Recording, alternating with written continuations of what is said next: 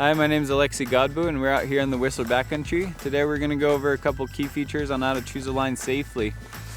Before you head out into the backcountry, I usually recommend to people that you check the weather forecast and the avalanche forecast. Keep in mind this video does not substitute taking a course or hiring a guide. It only highlights a couple key features that we think is important on how to stay safe in the backcountry and have the most fun possible.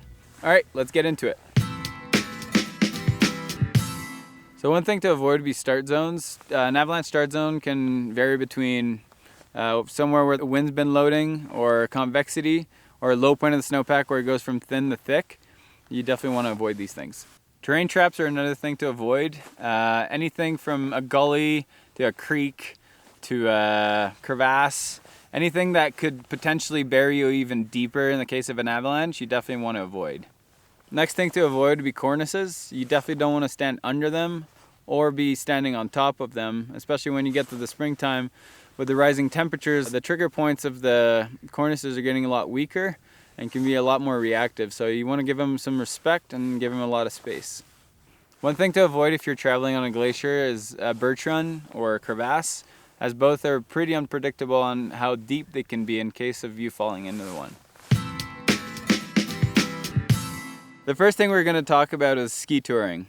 So skinning uphill usually takes a lot longer than skiing downhill, so you want to make sure that your skin track is safe now and safe for the next couple hours. Wind, snowfall, and temperature can change pretty rapidly out here in the backcountry, so you want to make sure that skin track is still safe if one of those things changes.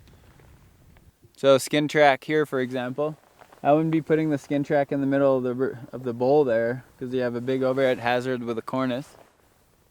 But we do have a rib that feeds right from the bottom all the way to the top that you could put the skin track quite safely and not too steep to where you wouldn't have to go on the far right side and kind of have that roll hazard with the cliffs below it, or there's a crevasse on the far left side. You could go right in the middle and safely get to the top of the ridge.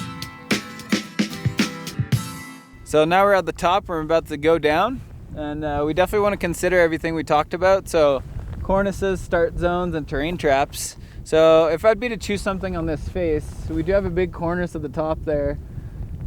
Safe entrance on the left, safe entrance on the right, where you could ski down quite safely on supported slopes, and where it's graded enough where everybody could ski down.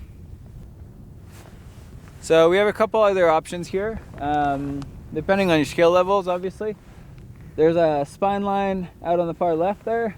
If I'd ski it myself, and depending on the stability, I'd probably just stay on the spine the whole way, because it's usually a lot safer to stay on the spine.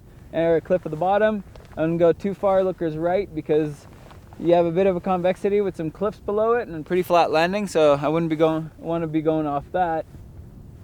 And then you have a bit of a chute next to that on the looker's right side. And then another couple of things to avoid. You see there's another couple cornices on top, but you do have entrances on both sides without having too much convexity. And some nice chutes where you could open up some turns and have some fun. And then if we move to the further right, there's a couple little cliffs and not too many hazards, and no hazards down below, and lots of fun to be had. Not too many hazards. We don't like hazards. Another thing to keep in mind when you're skiing down is a safe zone. Safe zone is if you're waiting for your friends at the bottom or mid-slope and there's an avalanche where you wouldn't be in the slide path. So it could be from anything from standing behind a cliff or a stand of trees, or a flat spot like here we're in the Alpine. So most likely it would be behind a cliff or standing on a knob where you wouldn't be in the danger zone. So that's another thing to keep in mind when you're skiing down. A few more things to consider when you're choosing terrain. Definitely snow quality. If it's been super sunny, it might be baked, and then if it froze, it might be super crusty and not super fun.